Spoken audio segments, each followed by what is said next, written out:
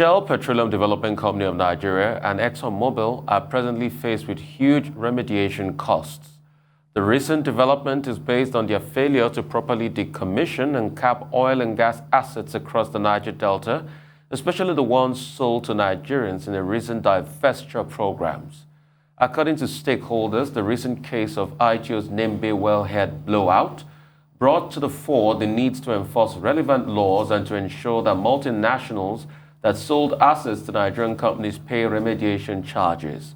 While ITO is presently engaged in a legal tussle with Shell, seeking the sum of over 2.5 billion compensation over the sale of Oil Mining License 29, these days gathered that the Nigerian oil and gas company is also considering fresh legal action against the multinational over the Nembe spill and other wells not properly capped. Meanwhile, Seplat Energy PLC last month announced that together with its partners, that it was in a competitive discussion to acquire ExxonMobil's Nigeria shallow water business. With this, stakeholders have expressed concern about what will happen if the deal is sealed and some of the ExxonMobil assets that were not properly capped causes another environmental challenge. All right, Tunde. We all saw the Nembe spill. ITO is going the route of saying, they're in court now with Shell. They also put this, to Shell and say you didn't cap your well properly. There's this back and forth. What's your take on it? Well, for starters, I'm just pleased that the dust has not settled on that ecocide, which is exactly what it was. Yeah. It would be such a shame to sweep it under the carpet without a proper post-mortem, proper analysis of what went wrong and how to prevent anything even remotely close to that from reoccurring. So I'm glad that this is the conversation that we're having. The This Day article, I'm going to sort of paraphrase a part of it that I found striking, that the big oil companies, this is the allegation, have continued to sell dead assets to Nigerian businessmen, ostensibly because of militancy and unrest in the Niger Delta region. But what they don't disclose is the huge remediation costs from 30 to 40 years of neglect that come back to bite our local businessmen down the line. So that's the allegation here. And if that is found to be true, action must be taken. I suppose action has been taken in the form of legislation. The PIA has envisaged this and given specific provisions with regards to decommissioning and an escrow account that should be available in the event that the IOCs do not decommission. The money in the escrow account, those funds will be accessed and will be paid for in that regard. But we all know that legislation is one thing and enforcement is another. It falls to the regulatory agencies to actually be up and doing and ensure that all regulations are attended to. The PIA makes a reference to, decommissioning should happen according to best international practice. I think that's a bit vague. So if we're looking at amendments to the PIA, that should be considered. That's section 232. It should be actually specified. It's too vague in legislation to say according to best international practice. Who decides that? So that, because we did say President Buhari gave his assent and they're looking to amend it already. That also should be amended. You can't have such a vague clause, especially when we have seen the disastrous consequences to the people. I mean, very well said, Tundu. Concerning this, it's something that in all of this, we should also spare thought for the Niger Delta people that are suffering. And there must also be great compensation for them in all of this because they suffer all of this. Their ecosystem, like you said, it's ecocide. Their mangrove forests are damaged, fishes damaged, livelihood damage, and also in the long run, their health damaged. Yes. Because I've not seen anybody talk about going out and taking blood samples and even see the level of lead poisoning in their blood and the likes, because definitely these things will come home to roost many years from now. Just like today, we're talking about the suit challenge in Port Harcourt. But concerning this, what has been happening over the years, because the top oil majors, the likes of ConocoPhillips of this world and Shells of this world, they're selling most of their assets. But the question is, who is monitoring those assets being decommissioned and capped properly before they sell? Our regulatory agencies, Nostra should be monitoring it, but Nostra has fallen short because this Nembe Christmas tree that spilled was said to be something that they said it was decommissioned. It's not in use any longer. But obviously it wasn't capped properly. And you can also see the case that most of the wellheads, they've rot away because they're built, because of the infrastructure they're built with. And this has happened over the years. and nobody has done anything. So apart from this, there are other wellheads that are waiting, ticking time bomb. It's just a matter of time for it to explode. The international best practice normally is you normally remove the cost, as it is done in Australia, America, and some other parts. You normally remove the cost of proper decommissioning from the cost of sale. So you sell at the balance because you know that you're passing on the responsibility to decommission to who you're selling to. So the cost must be removed. But what is happening is that most of the international oil majors are selling full throttle. They're selling with the entire cost. They're not taking care of the decommissioning part. They are not doing that work, and they're leaving the liability to local companies like ITOs of this world and probably the Sepulats of this world that are buying big into this. What happens is you have to take on all the cost of the decommissioning. And that's why ITO here is saying, don't also finger point us in this Nembe debacle. Finger point Shell that was supposed to have kept it in a good condition, decommissioned, capped it properly, and in turn sell to us. So we'll see how this case pans out. But for me, in all of this, when they go through their legal rigmarole and they finally come out, will they cater to the people that were affected in all of this? Because the people were affected, not the big oil majors. They have all the big money to the court cases and all of that.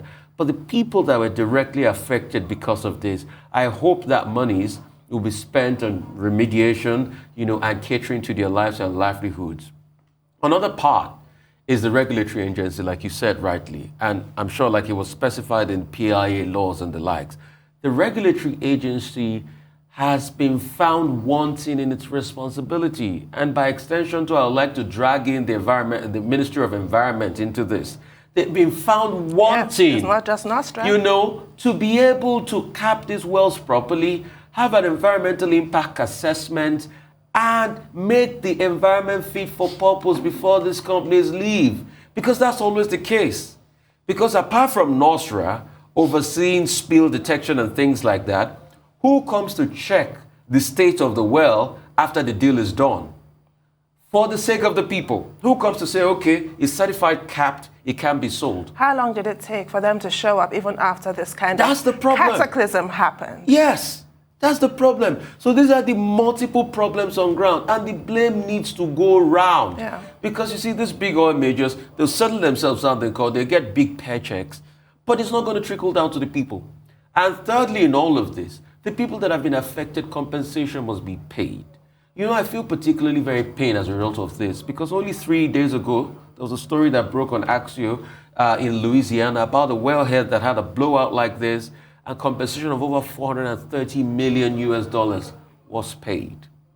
Question is, when will people of Nembe finally get their compensation? So I think I can answer that question. What tends to happen, well, as you know, is that compensation is not paid without a long legal battle. They have to be dragged through the courts, which tend to, in turn, drag their feet. And the people are constantly abused. When your own government, when your own Ministry of Environment doesn't even show up to visit the site of a cataclysm in Nigeria, then when you have your NEMA, it's a federal agency, they didn't show up. Then you understand how we are treated here. Yes. This is the thing. And now the big oil companies, what are they doing? It's been in the offing since the 80s. Now they're finally going green. The time has come, clean energy and what have you. And off they traipse to the next adventure, leaving behind all this damage that they're going to leave in their wake. Yes. And that's it. And off they go. Yes. So we see all of this. It's part of the blame game it has started. But please, in all of their fights, they should remember the people that suffer the hardship the most. Because they've started it. All of this was a result of the Nembe oil spill. If the Nembe oil spill didn't happen, IQ would not be suing Shell. So it is part of the whole gamut. What they have said is, from the first initial gamut of trying to push the responsibility of the people by calling it sabotage, thank God people have pushed back. It's not sabotage, they've seen it. So the next game now is who to blame. Oh yeah, Shell, they didn't cap the well properly. Yeah, so let's go after them. So they're going on all of that. It must come back to the people. The people must not be allowed to suffer in vain. And whatever palliative they've been given, it's not what the people ought to get. 1 or 2 bags of rice will not bring Not back the mangrove remotely forest. Yeah, adequate. will not bring back the mangrove forest. We need to say that. That's all on News Headline. We'll take a short break. When we return, we have Rotus Adesola to give us updates on Africa business and COVID-19. Stay with us. We'll be right back.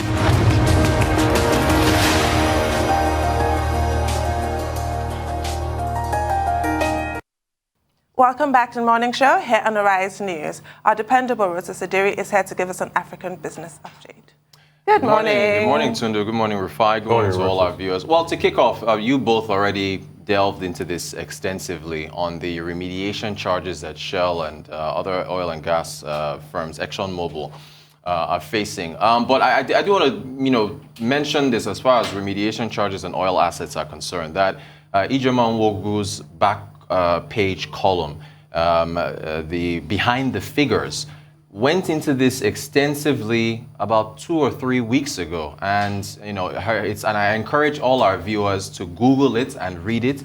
It's titled "ITO's Baptism of Fire," and in that very in-depth column, she did talk about the need for regulation and the need for the regulators to be able to enforce the laws that the Petroleum Industry Act calls for, which is with regards to capping these wells and not making sure that these spills are repeated. Because, as much as with all the fanfare over the Petroleum Industry Act being signed, there are sections in that act that call for the capping of these wells. We know, of course, ITO is involved in, a legal tussle with Shell or so over some assets that they purchased from it.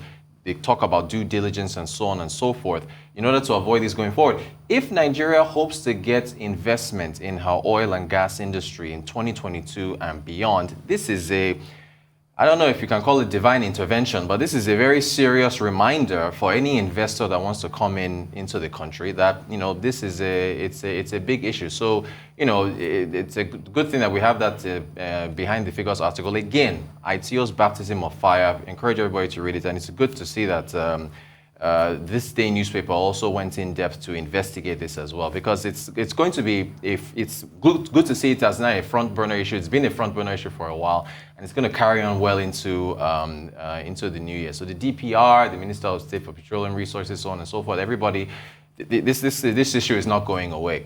To trade, the Guardian did some digging and was looking at Nigeria's.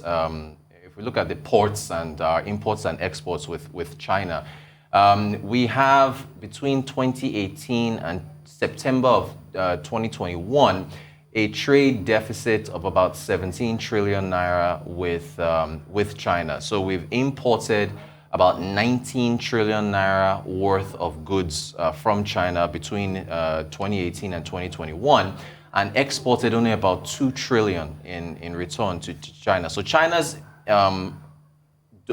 influence across the African region, in addition to providing loans and so on, their finished goods, manufactured goods, continue to dominate trade with a number of African countries. And in fact, China's trade stats with Europe and the United States is actually shrinking a tad, while on the African continent it is increasing.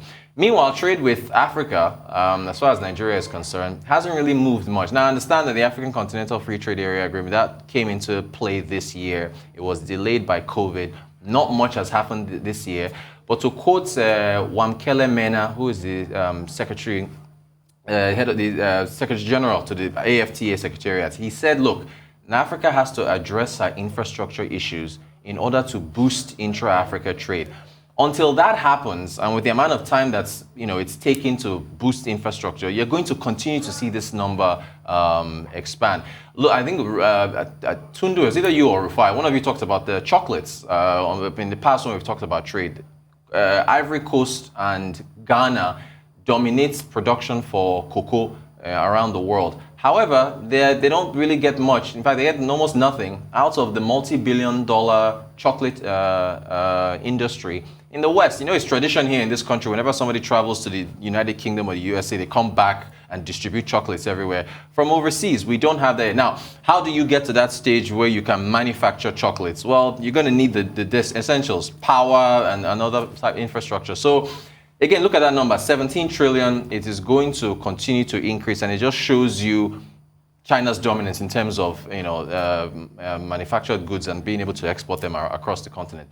To aviation, Egypt. It's very interesting. Also interesting news coming out of Egypt. Egypt has passed a law, President Sisi, essentially telling the Ministry of Finance in Egypt to back up financing for Egypt Air. It was a 5 billion Egyptian pound loan that they obtained in order to, I think this is the second or third in about 2 years. Egypt Air is about 90 years old. They've been facing financing issues following COVID-19. But I thought it was interesting why he passed a law to make sure that that the financing is guaranteed. I mean, I didn't think you'd have to do that. You can just essentially get the Ministry of Finance to put those funds forward. But anyway, it's a law, it's in place, and they have essentially prioritized the longevity and continuity of Egypt Air. Again, it's only, how much is that in dollars? Only 5 billion Egyptian pounds, but again, they continue to say that they want to support it. And right, by the way, this is footage of the Egypt Air's all-female flight crew. To Kenya, Enda is a footwear company. They've just secured $1.1 million in Series A funding.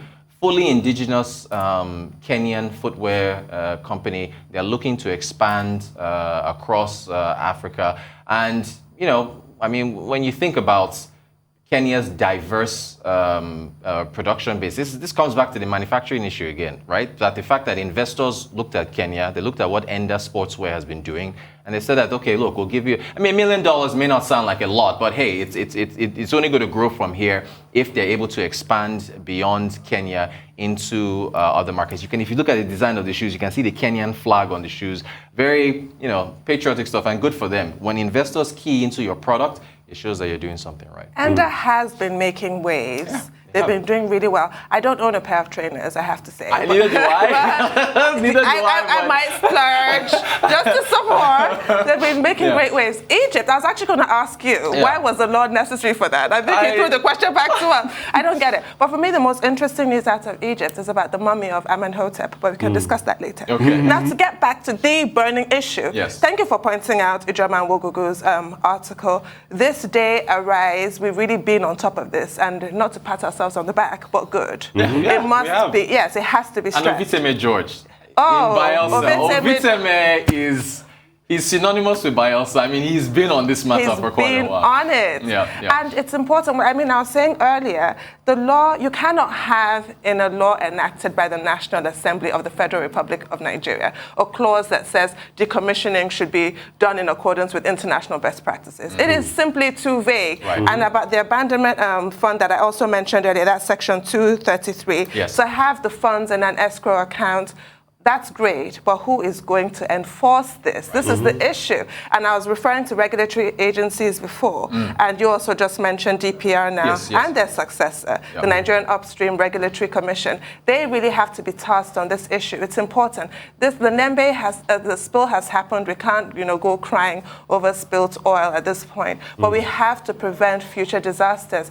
People of the Niger Delta simply can't continue like this. And Rufai, your point about compensation is so key. Don't forget, I think we highlighted this in our Africa Business Roundup for 2021, which we've been playing. Don't forget Shell, the court that ordered Shell to pay $111 million to the Ogoni people. So that just highlights it took years, right? Put people through that, those communities. Through that. But so it takes a while, but the oil companies have to be cognizant of this. So let me start from Kenya and segue to Egypt and come back to Nigeria. So I'm really happy for Enda. Go Enda.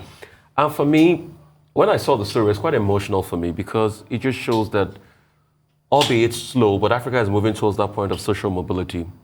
So in the 70s, the biggest company in Kenya used to be Bata. I remember Bata. They're out of Czech Republic. They made shoes. They were the biggest employer of labor and the likes in Kenya. And most of the top government functionaries had Bata franchises where they sold the shoes. But me just seeing Enda, owned by indigenous Kenyans, I just had goosebumps that... It's amazing. Something is beginning to shift in Africa.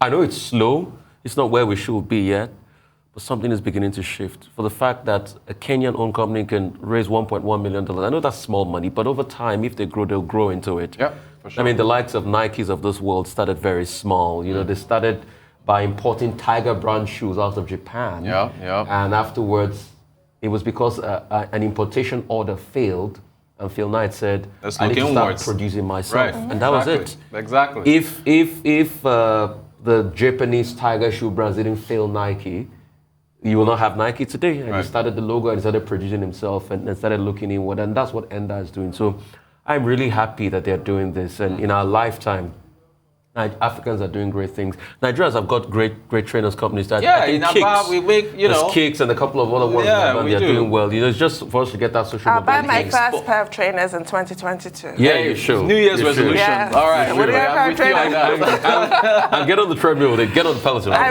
will. Get on the peloton with it. Yeah. For Egypt, I'm really happy and not happy at the same time. Because national carriers are drain pipes. If you have to institute a law to be able to ensure it continues, what's the business case behind it? Right. Is it just a thing of national pride? I don't understand it. Yeah, so I it's think he can use that money and plow into other things to show up the development in Egypt. And it's been wasteful a lot. You know, they're building this new capital city that has not been named yet. They've pumped a lot of money into it in Egypt. I think you can use that money to really tackle the problems, socioeconomic problems Egyptians face, not putting that, big money airline. Egypt is looking to build infrastructure for electric cars. So you could put that 5 billion Egyptian pounds into electric car infrastructure. Airlines are a drain pipe. You can get the other Egyptian billionaire that own Orascom or something, to take some stake in it. But Egypt is 90 years old. So I think there's a thing with It's a national pride. Yeah, where they don't want to let it go and they want it to, But British Airways was from the time of British Caledonian, but now it's owned by the AIG group. Right. And really nobody died. So really. And for China, you see, a Greek former Minister of Finance wrote a book, Yanis Varoufakis, man I love so much. He said, and the title of the book is that the weak must suffer what they must. We are the weak ones, and we are suffering what we must. China is eating our lunch, they've eaten our breakfast, they're eating our dinner, and now guess what? We are owing them tomorrow's meal today. Right, in loans, yeah. In loans. Yeah. So China has taken over. But it goes back to the narrative of social mobility. Look at China that, as at the 80s, had over 500 million people in poverty. Then just But look at how China has changed today. Look at China that was a struggling country up till year 2001 before they joined WTO. But look at the social mobility in China. Now trade deficit over 15 trillion. China comes here, take everything. Rotus is so bad that those rubber bands they give for events. I hear it's from China. From them. It's so bad that most of the books printed are from China. Look, it's so bad that we get everything from China. And you see, when other people take your lunch, you will not have something to eat. Right, exactly. And when you don't have something to eat, you'll be hungry. And you know what they say about an hungry man? Hey, he's an angry man. He's an angry man. A very angry man. Please, let's watch it. That's why we keep saying support trade, support investment, encourage our own entrepreneurs to manufacture here. I don't know what Pebek is doing. We keep saying ease of doing business.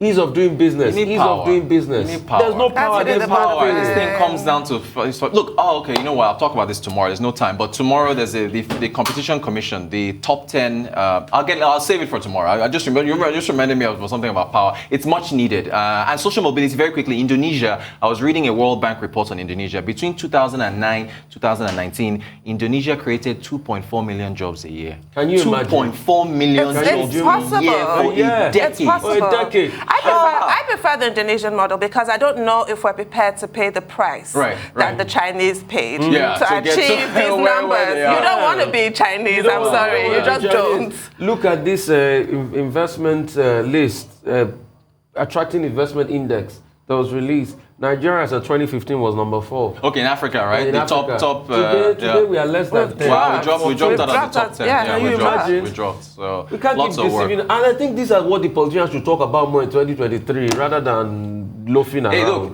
they're all coming here. So you and Dr. Abati, you grill them, please. Grill them on job creation and so on. Answer when we had. All right, thank you so much, Rotus. Thank you so much, for updates on COVID-19 pandemic, this one is here. And this one, Maura, great to have you. Good morning, Rufai. Great to be here. Good morning, Tonu. And we're missing the third member of the awesome team this morning. It appears that we have a psychic connection. Yeah, you're channeling. You're all the way in Abuja, darling. But, you know, we think as one, don't we? Yeah. Great to be here. Great to see you guys. And like I said, we're missing the third member of the awesome team this morning, Dr. Bati. Yeah. Well, to the latest update on the COVID-19, Omicron variant is definitely casting a shadow over the new year as infections rise globally. Since the start of the pandemic, there have been confirmed officially over 281 million cases of the coronavirus, with at least 5.4 million deaths, according to the Johns Hopkins University tally. And since the first inoculation against the virus was given a year ago, almost 9 billion doses of coronavirus vaccines have now been administered. However, a vast majority of those doses are in wealthy countries. Here in Nigeria, 859 COVID infections and 2 COVID-19 related deaths were officially reported in the last 24 hours from 13 states and the Federal Capital Territory, Abuja. The new data includes a backlog of 43 infections from Plateau State. This is a decline actually from the over 1,000 daily cases we have been reporting in recent days. Nigeria, we know, is in the fourth wave of the pandemic. It is unclear why we are seeing the decline of these numbers. However, the Nigerian Center for Disease Control, the NCDC, says that only 15 states are currently conducting contact tracing for those who may have been exposed to the virus. Although it did not mention the 15 states, this revelation came in its week 50 epidemiological report, which covers December 13th to December 19th this year. Of course, it also said in that report that over 1,900 travelers were infected with the virus.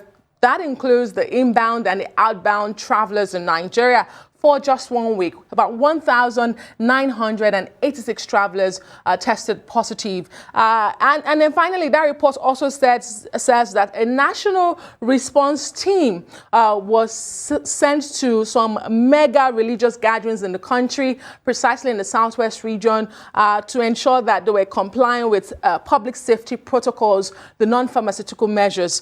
Well, let's take a look at the latest vaccination data released by the NPHCDA in Nigeria. That shows that in the last 24 hours, 121,755 eligible Nigerians received a first dose of available vaccines in the country, while 21,490 others showed up for their second jab. Tundu, you cannot stress this enough that the definition of full vaccination continues to change. Initially, although the WHO still sticks to it that 2 vaccines means you have been fully inoculated. However, we're seeing booster shots being given, including here in Nigeria. And last time I checked, not all the states have rolled out booster jabs just yet. Well, in the U.S., health authorities have now shortened isolation period for positive asymptomatic people from 10 days to 5 days as cases continue to rise in the U.S. It also comes on a day the U.S. President Joe Biden promised to rapidly increase the level of testing. Well, he was speaking to state governors yesterday in a virtual meeting. He also assured that the U.S. health system is prepared to handle these cases that we are seeing in the U.S. The CDC says that these changes reflect the latest data on when the virus is most infectious.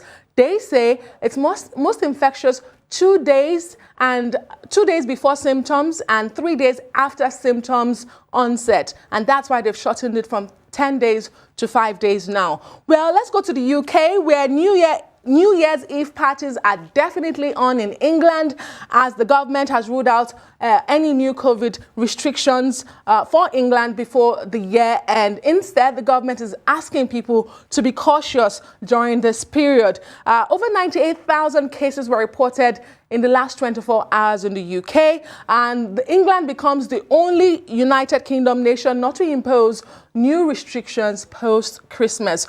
Well, it's a totally different situation in China. You've spoken about China a lot this morning. China is also beginning to see a rise in infections, but we are not told if this is as a result of Omicron or the Delta variant, which we know already exists in China. We don't have news of Omicron being in China just yet. Officials haven't made that known yet, especially in this city of 13 million people that has gone into the strictest lockdown. You remember the city of Xi'an, where they went into lockdown about a week ago and said only one person per household can go out every 3 days to get essentials.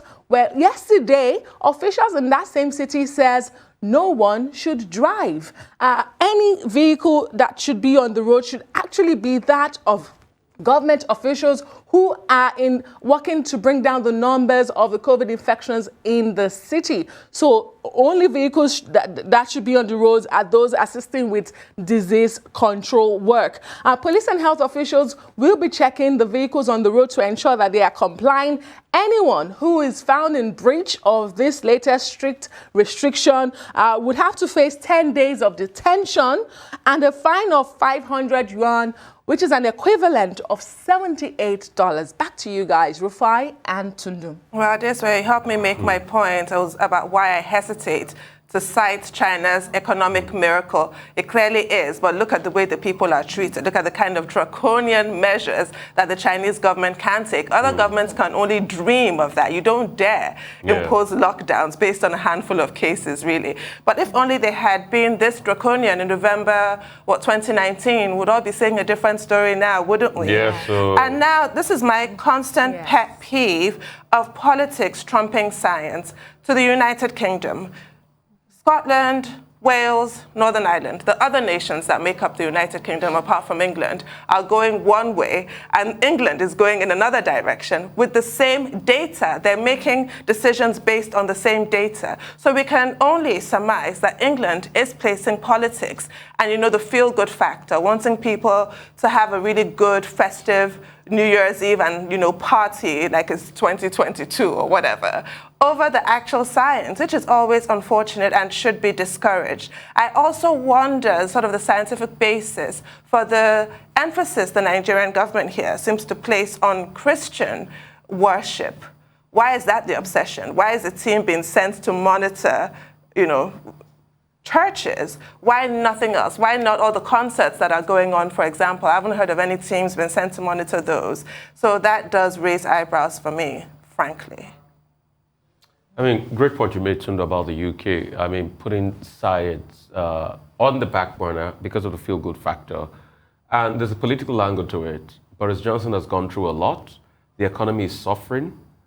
And he thinks the best way to go is to be able to let people have a great Christmas so that businesses won't suffer. Because if businesses suffer in the end, he has to pay those rebates. You see that there's been this back and forth with the Chancellor of the Exchequer, Rishi Sunak, and trying to shore up businesses, by putting another 1 billion injection, because a lot of them said things have been cancelled this season. But most importantly, we should deal with the science. We should look back at the science because, yes, we want to be out of the pandemic. Nobody signed up for this in the first place. We found ourselves here. Then we must follow the science till the end. And people that have had a rough Christmas last year, they would understand this year because the pandemic still rages on. And definitely we'll have many more Christmases that will be clear. So let's just follow this to the very end. And I'd say, or maybe they're taking the advantage of the fact that, the symptoms of Omicron are really mild and the likes, but not everybody can be that lucky because we've had cases of people who die as a result of Omicron. So we should be careful this season. And Boris Johnson should lead, but the shocking thing is that leadership is something I'm not sure he has in his dictionary and he understands the meaning of. For Nigeria, there's already a case of community spread for Omicron. Let's not deceive ourselves. Thousands and thousands of cases are coming out, and I even say we're not testing enough. I don't have empirical data, so I don't want to speculate. But almost everybody you see on the street in Nigeria today has been exposed to somebody that had Omicron at one point. The only time they are getting to know is when they want to travel abroad and they go to test, and most of them are positive. Most of those tests are getting positive. But we should be careful. Community spread has started. We want many more Christmases. we should be careful. Let's take the precaution. People should even start by wearing their face mask. A lot of people are not wearing their face mask any longer. Restaurants are not even forcing no face mask, no entry. Sometimes you wonder, is there still a mask mandate in Lagos and some other parts of the country? People have forgotten. So let's start by wearing our face mask. Do the needful. Just wear your face mask. Yeah. It wouldn't disrupt anything. It's not the end of the world. Wear your face mask where you are around people. It starts from there. Thank you so much, Tundu. That's really important. Yes. You should just start by wearing our face mask. Because if you don't wear your mask, then you can affect somebody else. At least if you wear your mask, you're saving yourself and saving somebody else. That's one. Number two, wash your hands. It's really important. You touch people, you do that, you do fist bump, you touch platforms and things like that, then wash your hands. Most importantly, then keep a social distance. We all know it's not that you don't love your family members or anything. It's just because of the time we are in. Nobody signed up for COVID in the first place. So maintain social distance. Ensure that even if you're in a gathering, if you are outdoors, maintain social distance. Don't crap yourself in a place. Maintain social distance, do the needful, and most importantly, get vaccinated. You know, the science has proven it that vaccination does work. It causes hospitalization. There's empirical proof everywhere in the world. It causes hospitalization. I know the argument a lot of people will make is some people get vaccinated but they still got COVID. But look at the effect on their bodies. They didn't get it as terribly as other people that were unvaccinated. And most of the death from the Omicron has been from people that were not vaccinated. So get vaccinated, get your booster jab. Get vaccinated. At least even if you catch it, there's something called an opportunistic infection. It can still get into you one way or the other. Even if you catch it, then you give yourself a fighting chance. Then most importantly, spread the message, not the just virus. Omicron, Rufai. You couldn't have said it any better. Not just the Omicron, but the coronavirus generally. Vaccines they do not promise 100% efficacy, but of course they do prevent severe diseases and reduce the number of deaths. And of course, you mentioned the mask. It's very important. You know, it's so simple, yet we forget that studies have shown in recent times that the mask can prevent you getting infected by at least 50%. So if you wear a mask, you are 50% less likely to get infected. It's so simple, so cheap, so preventable with just a mask. By starting with a mask, Rufai, I think you hit all the right nails on the head this morning. And most importantly, the last part I wanted to say is spread the message, not the virus. Tell somebody that, have you been vaccinated? Yes. And encourage them to get vaccinated. Your word might just be the deal breaker. Because you see, I've met a lot of professors that are big anti-vaxxers. And you just wonder, why? So just tell them, please be vaccinated for your own safety and security. So that's another one. Thank you so much. And the point you made, Adeswa, is often cited by anti-vaxxers, that it's not 100% effective, it doesn't stop transmission, blah, blah. And, you know, the response to that, I feel, is that if you're wearing a seatbelt in the car, God forbid, in the event of impact, people still get hurt, people still get killed. That doesn't mean we don't wear a seatbelt. Yes. But it reduces severity. Of course. That's just it. All right, thank you so much, Adesu. I really appreciate you for your time. It could save your life. And you and Tunde, both of you are channeling this. You're rocking this hair. I'm liking it already. Thank you. Both of you look exquisitely gorgeous this morning, I must have to say. Oh, thank you, kind sir. Thank you so much.